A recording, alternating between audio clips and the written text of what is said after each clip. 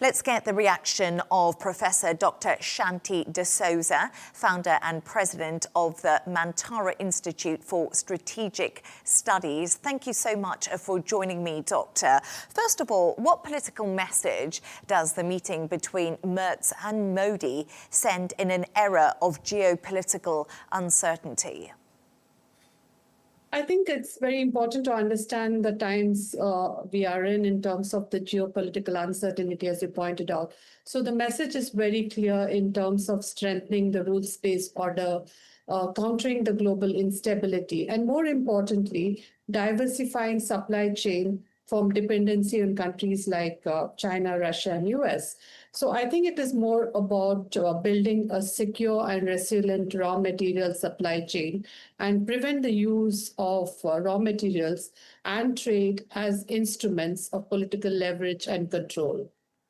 So the German leader is urging India to reduce its reliance on Russian energy and also arms.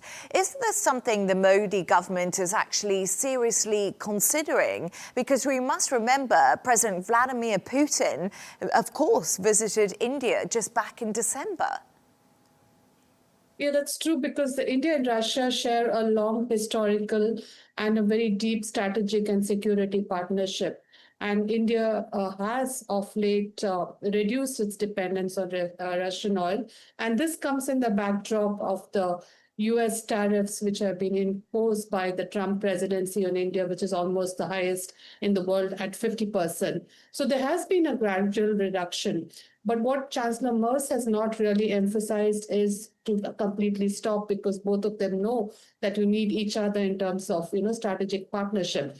So there is this unhidden, unstated rule that says that you need to reduce the dependence on oil and Russia, but it's also given that since Germany is looking at diversifying and looking at new partners, given uncertainty Germany faces in Europe, and even particularly with the US, I think is looking at India more closely and is giving that space to India under the strategic autonomy. But having said that, in US, the tariffs itself is an indicator that India is reducing the dependency, given that there is this trade deal which is being in the works for some time now between the India and US. How important is a trade deal with the European Union for India, especially since US-India trade talks appear to have stalled? And as you said to me, America is imposing higher tariffs on India. I think this India-EU deal is definitely very important and essential for India, just not on strategic terms, but also in economic terms.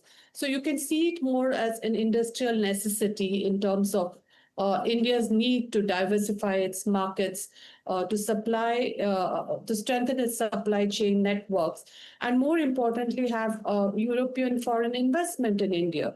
So definitely, it is a very important deal, and India is looking forward to it, given the difficulty India is having in striking a deal with the United States at this point of time.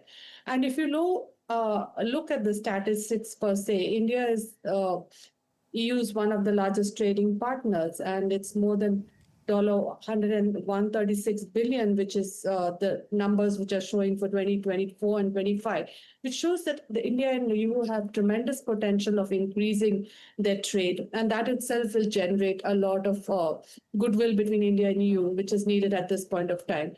And given the fact that the president of the European Commission, Ursula, will be in Delhi for the Republic Day celebrations in January, and what will come out of this deal, I think it's very important to understand that this agreement itself will be a hallmark and could be a catalyst for India and US to come around their own trade deal. And what is the EU pushing for from a trade deal with India? EU is definitely looking at reducing a lot of tariffs and a lot of protectionism from India, particularly in the sector of cars, medical equipment, wine, spirits, and some of those access to the markets, and also protecting his intellectual protection on various issues. So basically, it's looking at the services sector in India, and it's also looking at how to expand its investment in Indian manufacturing sector, particularly, looking at areas where India and EU can work together, particularly with EU's carbon management agreement mechanism. So there is a wide scope and wide range of areas where India and EU can cooperate. And this deal will definitely set the footing for expansion of that kind of cooperation and diversifying EU's dependence on China. Professor Dr. Shanthie D'Souza, as always, thank you so much for your time with us today.